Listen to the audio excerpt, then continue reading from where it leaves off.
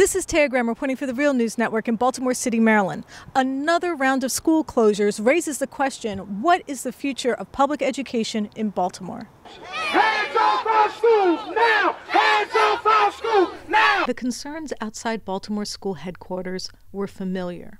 Students and parents protesting a proposal that would shutter another 7 schools. Now, this is the second merge I've been in, and it's the same thing. And we, like she said, we need the community. They need to come to the community and see what the community has to say. Among them, William Pinderhughes, Coldstream Park Elementary, Friendship Academy of Engineering and Technology, and the Knowledge and Success Academy. The closures are part of a plan to revitalize Baltimore's aging school buildings. A state study called the Jacobs Report found some 85% of the city's schools are in poor or very poor shape. The school system's 21st Century Plan of 2010 aimed to renovate or close some 24 schools. A move school officials say is the result of a decline in the city's student population and a disproportionate number of the schools with low enrollment that were driving up costs. We have by far the most number of schools with 350 or less students across the state. When you look at Baltimore City, I think we're at 183 programs. Somewhere around 15 to 20% of those programs are small schools with 350 or less students. Other jurisdictions don't have that challenge. But for parents and students who attended, there was a different story. Baltimore City Public School System's answer is to close, scuttle the data, and disrupt the student body.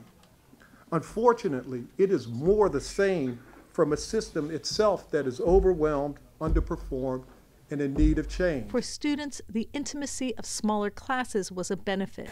I love the school that I attend, and this is why. I'm in foster care, and the staff helped me get a winter coat, and they gave me food. Being a foster child is hard because I don't feel like a normal kid. Here at Independence, they make me feel welcome and also normal.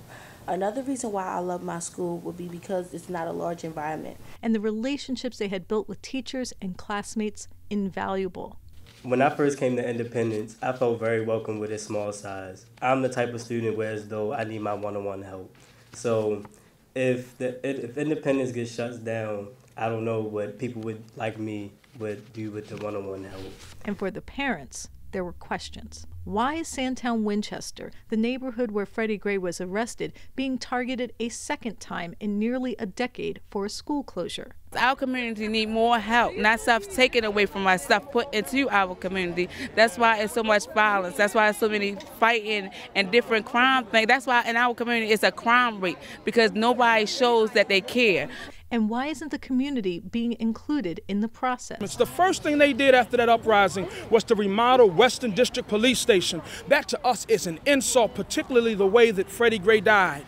And then the second thing they want to do is now to propose a school closing of William Pinderhughes. And we find that to be unacceptable. We find it to be a part of the culture of divestment that proliferates this city and urban communities, as opposed to it not happening in Roland Park, Guilford, and Mount Winings, and in the more affluent neighborhoods. But we're going to show the entire city that poor and working class people can fight back. At a school board meeting, school officials had little to say. Towson University education professor Jessica Schiller says the analysis that low enrollment schools need to be closed doesn't consider the positive impacts of educational institutions. Now, the city is also citing the fact that the schools are under-enrolled, the ones that they're closing, and these are small schools, and we know, and I personally have done a lot of research over the years on small schools in particular, and small schools really benefit low-income kids the most because of the personal relationships they're able to create between teacher and student. That has a tremendous effect on their learning and their academic achievement. And in terms of cost, so the city has said small schools cost a lot of money, and they do cost more money. What they also do, though, in the end, is graduate more students. So the cost actually is outweighed by the gains that students make later on in terms of graduation. They don't have to remediate as much. They don't have to deal with students dropping out and explaining that on their rolls, and setting up alternative programs for students that can't make it through.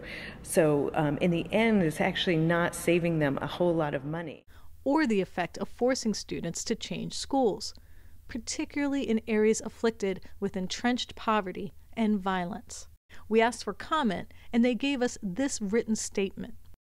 For now, school board officials say the final vote on the closures will be held December 19th. Until then, parents and students say they will make their case, that closing a school is more than a numbers game, a decision that strikes at the heart of an already vulnerable community. You shouldn't be trying to close down schools. To us, that's a contradiction. We are going to lead this discussion in relationship to our communities, and no outsiders will do that but us. This is Taya Graham and Stephen Janis reporting for the Real News Network in Baltimore City, Maryland.